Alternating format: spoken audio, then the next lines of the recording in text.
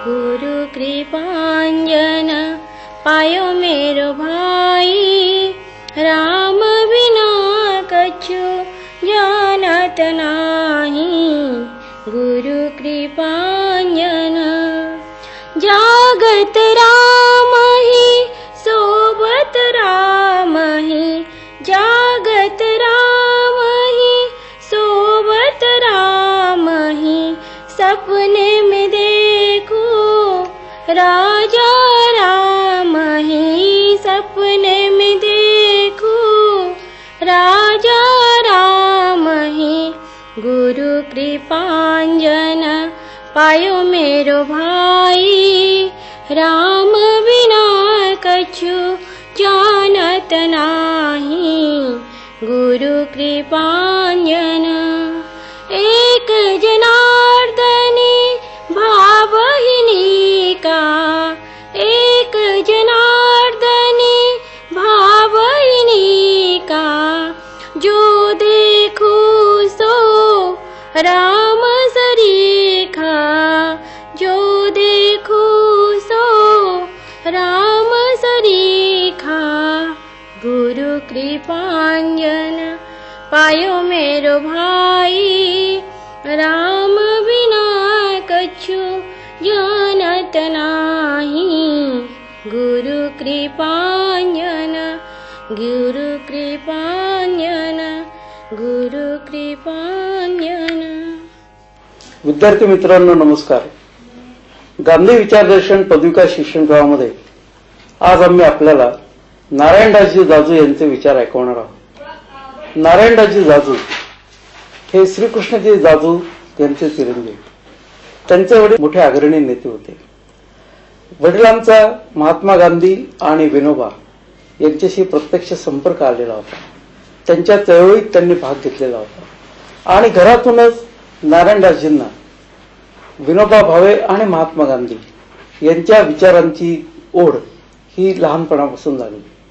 पुढे त्यांनी आपलं शिक्षण एमकॉम पर्यंत पूर्ण केलं.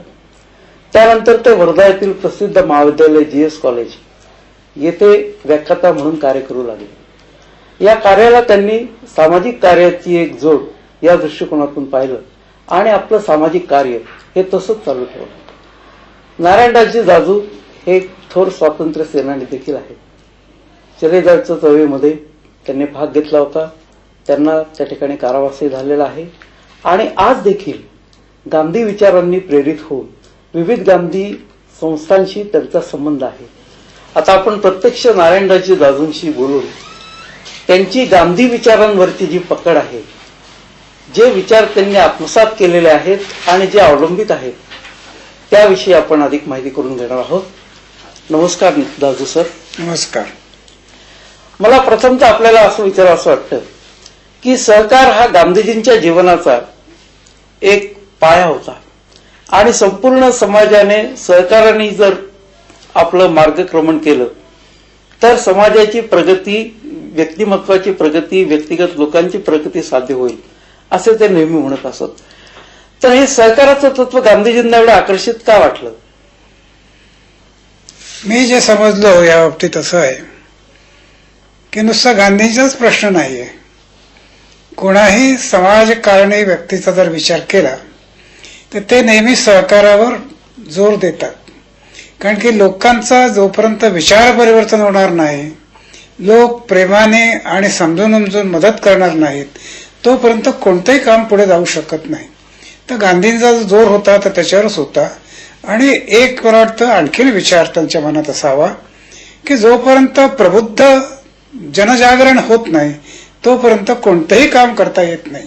आणि सहकार जर आपल्याला अंमलात आणायचं असेल तर प्रबुद्ध जनजागरण आवश्यक आहे. हे मूलभूत तत्व त्यांना उमगलं आणि त्यांनी प्रयत्न केला असं मी मानतो. सहकाराच्या माध्यमातून गांधीजींच्या शब्दात सांगायचं झालं तर दरिद्री नारायणाचं कल्याण या सहकाराच्या तत्वाने साध्य होईल असं ते मानत असतात. तर साधारणपणे कोणत्या ऍक्टिव्हिटीज किंवा कोणतं कार्य या माध्यमातून केलं म्हणजे दरिद्री नारायणाचा त्या ठिकाणी उद्धार होईल असं त्यांना अपेक्षित होतं? असं आहे, गांधींच्या रचनात्मक कार्यक्रमाची जर आपण यादी बघितली तर त्याच्यात सगळ्यात मोठा कार्यक्रम त्यांचा खादी आणि ग्रामोद्योगाचा होता. त्याची आर्थिक बाजू होती, वैचारिक बाजू होती, सहकाराची बाजू होती. खादीच्या कार्यक्रमात आपण असं म्हणू शकतो की त्यांनी देशभर खादीचं आंदोलन चालवलं. खादी त्यावेळच्या काँग्रेसचं एक राजनैतिक परंतु एक त्या संस्थेचं प्रतीक म्हणून होतं. त्या ह्याच्यामध्ये जे काही तत्व मुख्य होतं ते हे की आपण जास्तीत जास्त काम करणारा त्या कत्तीन बुनकरला देऊ आणि व्यवस्था खर्च कमीत कमी ठेवू, नफा जवळजवळ घेणारच नाही, ही भूमिका त्याच्यात राहिली. तर हा जो एक आहे की संघटन तर हवं, कामही हवं, लोकही टिकले पाहिजे, कार्यकर्ताही तयार झाला पाहिजे, परंतु त्याच्यामध्ये कोणाचंही शोषण होऊ नये, हा एक सहकाराचा त्यांचा सर्वोत्तम खादीच्या दृष्टीने विचार त्यावेळेला होता.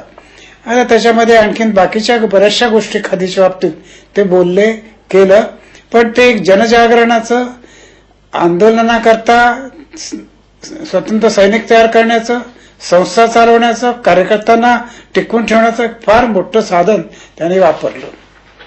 आता जर आपण केवळ सहकाराच्या माध्यमातून संपूर्ण समाजकार्याकडे पाहिलं तर लोकांचे अधिकार आणि त्यांची कर्तव्य याचा देखील विचार होणं हे आवश्यक आहे.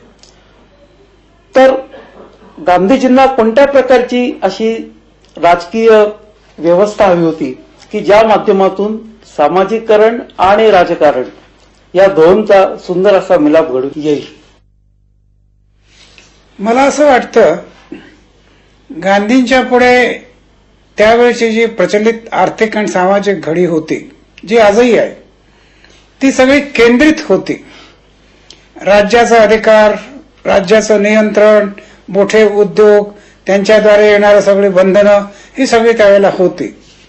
त्यांनी जे निर्णायक प्रश्न निर्माण झाले, लेबरचे प्रश्न, मालकांचे प्रश्न, आपण हे म्हणू शकतो की असमानताचे प्रश्न, हे सगळे निर्माण झाले. त्या प्रश्नाला उत्तर कुठे मिळेल, त्याचं उत्तर जेव्हा त्यांनी शोधायचा प्रयत्न केला त्यावेळेला ते विकेंद्रित अर्थरचनेकडे ते वळले आणि त्या विकेंद्रित अर्थरचनेचं भारताच्या दृष्टीने त्यांनी खादी, ग्रामोद्योग आणि स्वयंपूर्ण खेडी याचं एक गणित बसवलं, ते लोकांच्या पुढे मांडलं. आता त्यांनी जे मांडलं ते शेवटचा शब्द आहे असं आपण मानायला नको. तो एक प्रयोग होता. त्या प्रयोगाची वाटचाल पुढे चालायला पाहिजे. ती जितकी पुढे चालेल, जितके प्रयोग होईल, तितके त्यातल्या अडचणी दूर होतील. म्हणून तो एक शोध प्रवास आहे असं समजून जायला हवं. पण तो गांधींनी ती दिशा दिली, कार्य करून दाखवलं, शक्यतो ते केलं. आजही संस्था बऱ्याचशा तसं काम करतायत. परंतु त्यांची जी त्या पाठीमागची दृष्टी होती, ती दृष्टी पूर्ण विचाराची जी होती ती पूर्ण शिल्लक राहिलेली नाही. हे सत्य आहे, कटू सत्य आहे. परत त्याच्याशी असं आलाय की ते कार्यकर्त्यांच्या उपजीविकेचं एक साधन बनलं आणि लोकांच्या पर्यंत जे पोहोचायला हवं तितकं पोहोचलं नाही.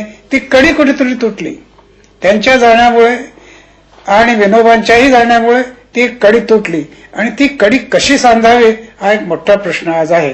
परंतु लोकांपर्यंत पोहोचायचं साधन, लोकांच्या जीविकेचं साधन, विचारांचं साधन साध्य, अशा तऱ्हेची दृष्टी होती. पण गांधीजींनी जी रचना घालून दिली, उदाहरणार्थ पंचायत राज व्यवस्था, ती पंचायत राज व्यवस्था आजही 20व्या शतकात देखील प्रबळ करावी असं आपल्या पंतप्रधानांनी वेळोवेळी स्पष्ट केलेलं आहे. तर या ठिकाणी व्यक्ती आणि संस्था यांची नेमकी कोणती जबाबदारी गांधी विचार पुढे नेण्याच्या दृष्टीने आहे असं आपल्याला वाटतं? असं आहे की राजनैतिक लोकांनी राजनैतिक पद्धतीने ज्या गोष्टींचा उद्घोष केला किंवा कायदे केले आणि ते अंमलात आणले, ते लोकांपर्यंत कसे पोचावेत, त्याच्यातली मूळ गाभा आहे तो कसा पोचावा, तिथे आपण बघतो की त्या ठिकाणी ते तुटलेलं आहे. पंचायत आहे, पंचायत समित्या आहेत, जिल्हा परिषदा आहेत, हे सगळं आहे. परंतु त्याच्यामध्ये विचारांच्या आधाराने, लोकांच्या जागृतीच्या आधाराने, सक्रिय सहयोगाच्या आधाराने जे काम व्हायला पाहिजे ते कुठे साधता आलेलं नाही. गांधींचा जो काही विचार आहे सगळा, तो विचार लोकांच्या प्रगल्भ समजुतीवर, मदतीवर, सक्रिय सहयोगावर अवलंबून आहे. ते जर आपण सोडलं तर सगळे नुसते सापळे राहतील, परंतु काही निघणार नाही. परिस्थिती बदलली आहे, बरोबर. परंतु मूळ तत्व काही बदलू शकत नाही. मूळ तत्व जोपर्यंत आपण विचारात घेत नाही तोपर्यंत असा मला मानावं लागेल, गांधीजी बोलले ते स्वातंत्र्यापर्यंत मान्य ठीक आहे, एक विशेष प्रकारचा लढा त्याने अहिंसेच्या रस्त्याने दिले तो मान्य आहे, पुढचं मात्र आम्ही गांधीला नुसतं त्यांच्या राजघाटमध्ये ठेवून दिलं आणि विसरलो.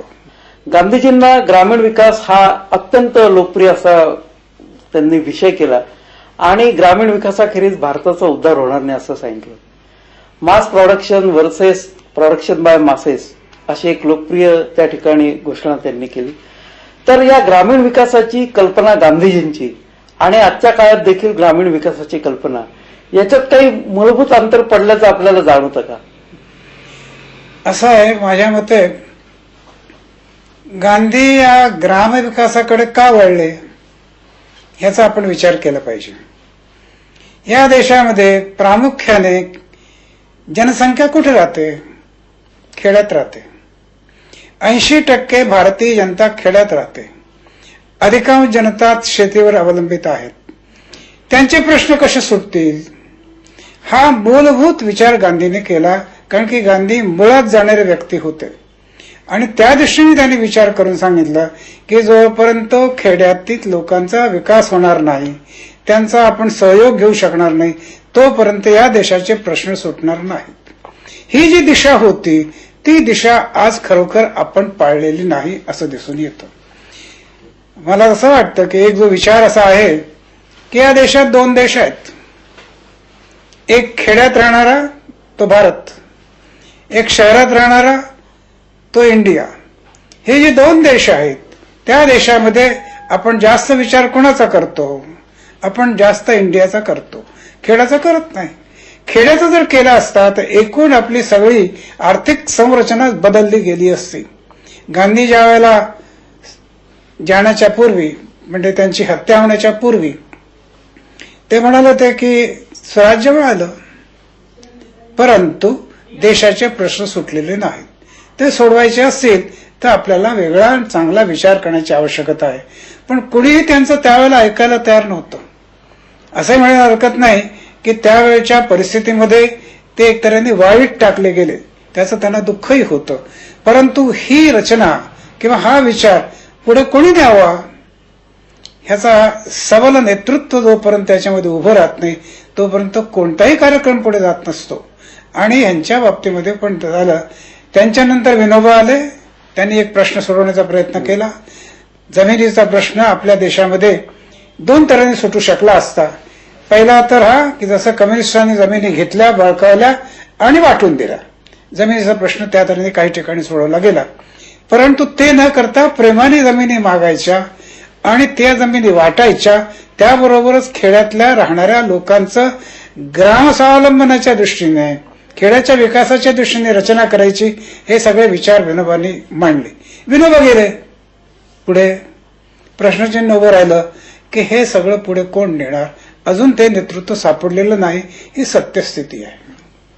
आता या ठिकाणी जर महात्मा गांधींनी शेतीचं संरक्षण आणि तो एक व्यवसाय या दृष्टीने प्रगती होण्याच्यासाठी जर रशियासारखी कम्युन पद्धती अवलंबली असती, कारण आपल्या देशामध्ये तुकडीकरण जास्त आहे जमिनीचं, तर तो उपाय योग्य ठरला असता आजच्या काळामध्ये, असं आपल्याला वाटतं का? असं आहे की आपण अगदी एकच प्रकाराचा विचार करू शकत नाही, कारण की इस्रायलमध्ये किबुत्झ स्थापित झाले. ते तिथल्या 15,000 20,000च्या शहरामध्ये पण त्यांनी स्थापित केले आणि कोऑपरेशनच्या दृष्टीने इंडस्ट्रीचा उपयोग करून, विजेचा उपयोग करून, इंडस्ट्रियलायझेशन करून पण केलं. पण वाटप जे आहे ते वाटप त्यांनी मर्यादित आणि नियंत्रित केलं. जोपर्यंत वाटपाची संपत्तीचं वाटप जे आपण करतो त्याचं नियंत्रण व्यवस्थित होत नाही तोपर्यंत असं मानता जाऊ शकत नाही. तर हे जे सगळे प्रयोग आहे निर्णय पद्धतीने करण्याची आवश्यकता आहे. मी जे पहिल्यांदा म्हटलं तेही परत म्हणतो की गांधीने एक रस्ता सुचवला, पण 50 प्रकारचे रस्ते असू शकतील. माणसाच्या सृजनशीलतेवर कुठेही बंधन नाही, ते सृजनशीलता येऊ शकते आणि ते जर आणलं तर प्रश्न सोडवण्याचे रस्ते निघेल. मूळ विचार करायची आवश्यकता आहे. कोणाकरता प्रश्न सोडवायचे? बहुसंख्य लोकांचे प्रश्न सोडवायचे की काही लोकांचे सोडवायचे, ग्लोबलायझेशनचं नाव घेऊन करायचं की असमानता अजिबात निघून जावी रस्ता काढायचा, परंतु ते प्रेमाने करायचं की जबरदस्तीने करायचं, हे निर्णय कठीण प्रश्न आहेत. आणि ते प्रश्न अगदी 5, 10, 50 वर्षात सुटणारे नाहीत, शेकडो वर्षाचे प्रश्न आहेत. त्याला वेळही लागणार आहे, परंतु परिस्थितीच्या दबावाखाली ते प्रश्न सुरू शकतात. पण त्या विचाराला खतपाणी देणारे चालवणारं नेतृत्व आणि संस्था असेल तर तो विचार पुढे जाईल, नाही तर ते थांबून जातो. तर आजच्या परिस्थितीला अशा प्रकारची व्यवस्था आपल्याला निर्माण करता येणं शक्य आहे का? जसं चीनने आज शक्य करून दाखवलेलं आहे की ग्लोबलायझेशनच्या काळामध्ये देखील मोठ्या प्रमाणावर उत्पादन वाढ ही लोकांच्या समूहामधून, खासगीकरणातून त्यांनी करून दाखवलेली. तर ग्रामीण भागाच्या विकासाकरता असं आपण एखादं कोणतं प्रतिमान सुचवू शकाल का? असं मी आत्ता जो मुद्दा मांडला की उत्पादनाचा प्रकार कोणता करायचा हा वेगळा प्रश्न आहे, पण त्याचं वितरण जे आहे संपत्तीचं ते कसं करायचं हा महत्वाचा मुद्दा आहे. जर मोठ्या प्रमाणावर तुम्ही उत्पादन केलं, काही ठिकाणी केलं आहे, अमेरिकेत होतच आहे, युरोपामध्ये होत आहे, जपानमध्ये होत आहे, परंतु त्याच्यातून येणारी संपत्ती वाटप कसा करणार तुम्ही? संपत्तीचं वाटप जर समान होऊ शकलं तर ती रचना सगळ्यांना फायद्याचा होईल. ती जोपर्यंत होत नाही तोपर्यंत निर्णायक किचकट प्रश्न उभे राहतील. आणि ते अजून तरी आपल्या देशात आपल्या प्लॅनिंगमध्ये मान्य झालेलं नाही. उदाहरणाकरता एक सांगतो, पंचवार्षिक योजना पहिली जेव्हा बनली त्यावेळेला विनोबांच्याकडे पंडित नेहरूंनी त्याची माहिती पाठवली की आम्ही असा असा विचार केलेला आहे. पंडितजींनी त्याच्यावर खूप विनोबांनी त्याच्यावर खूप टीका केली. तर पंडितजीने त्यांना आमंत्रण दिलं की तुम्ही मला भेटायला आणि आमच्या प्लॅनिंग कमिशनला भेटायला दिल्लीला या. दुसरं कोणी असता तर ट्रेनने गेला असता, विमानाने गेला असता, मोटरने गेला असता, विनोबा पायी निघाले गेले, कारण की त्यांना भूदानाची पण टेस्ट करायची होती. तेलंगणामध्ये जमीन मिळाली, पुढे मिळेल की नाही हे माहीत नव्हतं. तिथे गेल्यानंतर विनोबांनी एक मूलभूत प्रश्न उभा केला प्लॅनिंग बद्दल, तुम्ही मागेल त्याला काम द्यायला तयार आहात का? एकच प्रश्न.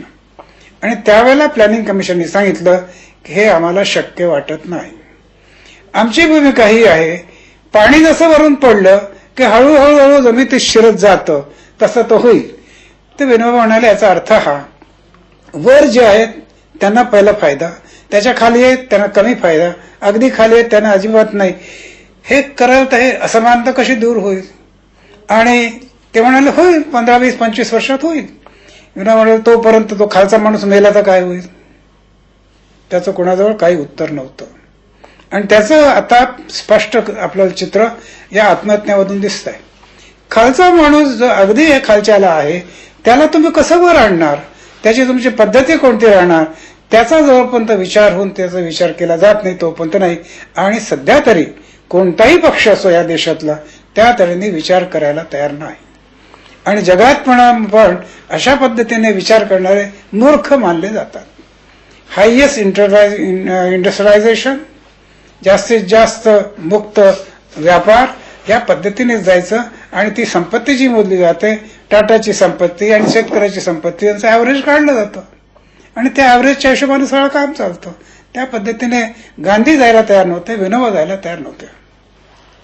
वितरणाचा हा जो प्रश्न आहे हा आपण मांडला, हा अत्यंत सध्याच्या काळामधला मोठा गंभीर प्रश्न आहे. आणि मला असं वाटतं की या प्रश्नावर गांधीजींनी देखील त्यांच्या काळामध्ये काही उत्तरं दिली होती. उदाहरणार्थ आपल्या वैयक्तिक गरजा कमी करणं आणि त्याच्या पुढे जाऊन अपरिग्रह अशा स्वरूपाचे उपाय काही महात्मा गांधींनी सुचवले होते. तर याच्याबद्दल थोडंसं आम्हाला जर जास्त सांगितलं तर.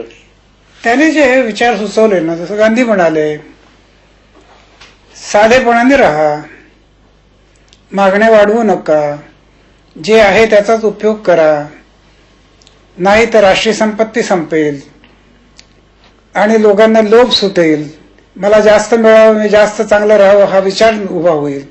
तर हे जे सगळं होतं ते व्यक्तिगत होऊन चालणार नाही. व्यक्तीला करायलाच पाहिजे, पण व्यक्तीच्यावर असंही दडपण पाहिजे की तो त्याच्या मर्यादा सोडू शकणार नाही. त्या मर्यादा जोपर्यंत आपण आणणार नाही, समाजाने आणो, कायद्याने आणो, ज्या पद्धतीने आणो ते आणो, किंवा विचाराने आणो. आता तो विचाराने कसं येईल? एकापेक्षा जास्त लग्न करू शकत नाही, आजची मर्यादा मानली आहे ना. कारण की त्या तऱ्हेची विचारधारणा आपल्या समाजात होती, त्याला कायद्यात आणलं. त्यामुळे आज दुसरा विवाह केला की प्रश्न निर्माण होतात, सरकार त्याला दंड करू शकतो. हे जे आहे त्या तऱ्हेने कायदा येऊ शकेल, पण पहिल्यांदा सामाजिक विचार आणि त्या तऱ्हेने मला राहायला हवं, हा कर्तव्यबोध मला झाला पाहिजे, त्याशिवाय जमणार नाही. माझा पुढला प्रश्न आपल्याला असा आहे की ग्लोबलायझेशनच्या या काळामध्ये गांधी विचारांना एक आगळं महत्व. एकीकडे ग्लोबलायझेशन होत आहे, दुसरीकडे हिंसाचारही वाढत आहे आणि आज पाश्चात्य राष्ट्र, पाश्चात्य उद्योगपती मोठ्या प्रमाणावर गांधी विचारांकडे वळताना दिसतात.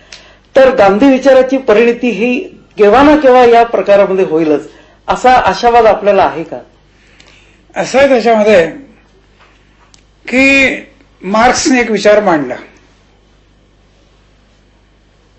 आणि मार्क्सच्या विचाराचा एक भारावलेला एक पक्ष निर्माण झाला. रशियामध्ये एक मूलभूत क्रांती झाली, त्याच्यातून सेंट्रलायझेशन निघालं. सेंट्रलायझेशनचे दुष्परिणाम झाले. त्या परिणामामुळे त्यांना परत बदल करावा लागला, काही मागे जावं लागलं वगैरे सगळं झालं. हे सामाजिक आर्थिक प्रयोग होतच राहणार. गांधीने जे सांगितलं ते अबाधित सत्य आहे असंही मानून आपण चालू नये. प्रत्येक पिढीला एक ते चॅलेंज आहेच. पुढे कसं जाणार? काय अडचणी आल्या त्या दूर कशा करणार?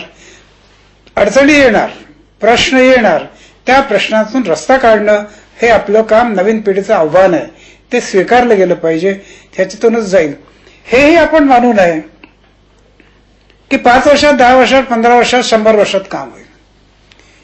जे कित्येक शताब्दीपासून काम चालू आहे, ज्या अडचणी आहेत, तो दूर व्हायला कदाचित आणखीन कित्येक वर्ष लागतील, कित्येक युग लागतील, त्याच्यात अडचणी राहतील. तर हा एक समाजाच्या प्रगतीचा एक रस्ता आहे असं मानूनच तिकडे गेलं पाहिजे असं मला वाटतं. त्याच्याशिवाय कोणाजवळ नाही. आणि नवीन प्रयोग करण्याकरता नवीन माणसं, नवीन पद्धती, येणाऱ्या अडचणी दूर करण्याकरता त्यांचे प्रयत्न, ही सतत चालणारी प्रक्रिया आहे, तरच ते काम पुढे होईल. आपण आता सांगितलं की आव्हानं बदलणार आहेत, परिस्थिती बदलली पाहिजे. पण एक आशावाद गांधीजींनी त्या काळी व्यक्त केला होता की संपूर्ण जगापुढे नैतिक आणि आध्यात्मिक विकासासह आर्थिक विकास असं जे प्रतिमान कोणता देश निर्माण करेल तर तो देश भारतच असेल. तर आपल्याला ही जी विचारांची मोठी देणगी लाभलेली आहे, या देणगीचा उपयोग करून आपण जगापुढे असं काही प्रतिमान उभं करू शकतो का, याबद्दल जरा आपलं मत पाहिजे होतं. कारण इतर देशांना ही देणगी नाहीये, त्यांच्याकडे मटेरियलिस्टिकनेस खूप वाढलेला आहे, पण आपल्याकडे मात्र हे अद्याप आहे. तर आपल्याला असं वाटतं का की भारत हा देश खरोखर या दृष्टीने महासत्ता बनेल? असं गांधींनी का म्हटलं हे मला अजून कोडं आहे. याकरता कोडं आहे की आपल्या इथे सहकाराची जी भूमिका आहे, गांधीने त्याच्यावर जोरही दिला. त्याचे जास्त प्रयोग त्या किबुत्सच्या दृष्टीने इस्रायलमध्ये झाले, आपल्यापेक्षा चांगले झाले. तर जगामध्ये विचारी माणसं सगळ्या ठिकाणी आहेत. जो विचारी आहे, जो परिस्थितीचा विचार करतो, तो कदाचित कुठे कसा उगवेल आणि कसं करेल सांगता येत नाही. तर गांधी आहे. गांधीच्या नंतर मार्टिन लुथर किंग कसे आले पुढे, त्यांनी प्रयोग केले. अशा तऱ्हेने हा जो एक शांतिमय रस्त्याने, डिसेंट्रलाइज पद्धतीने, लोकांच्या सहयोगाने पुढचा रस्ता चोखाळण्याचा जो प्रवाह आहे, तो कोणत्याही एका देशाची, आपण म्हणतो ना की वडिलांची सत्ता आहे ती, किंवा आपलीच मालकी असं नाही. त्या ठिकाणी कशा तऱ्हेचं नेतृत्व आहे, कशा तऱ्हेची स्थिती आहे, कशा तऱ्हेचे लोक आहे, नैतिकता त्यांच्यात नाही असं आपण का म्हणावं? त्यांच्यातही नैतिकता आहे. काही त्यांची पद्धती वेगळ्या असतील, काही वेगळं असेल, परंतु माणूस, चांगला माणूस, कॉन्शियस असलेला माणूस हा ज्या ज्या ठिकाणी उभा राहील त्या त्या ठिकाणी तो नवीन करेल असं मला वाटतं. आणि हे सगळं भारतच करू शकेल असंही मी मानत नाही. ज्या ठिकाणी जे उगवेल, जशा तऱ्हेचं होईल त्या ठिकाणी होईल असं वाटतं मला. धन्यवाद नारायण दासजी दादू. आपण या ठिकाणी आमच्या विद्यार्थ्यांना जी उपयुक्त माहिती दिली त्याबद्दल मी आपला आभारी आहे. माई मैंने गोविंद लीनू मोर, गोविंद लीनू मोर, माई मैंने गोविंद लीनू में, कोई कहे बन में, कोई कहे घर में, कोई कहे बन में। राधा के संग खिलो, माई में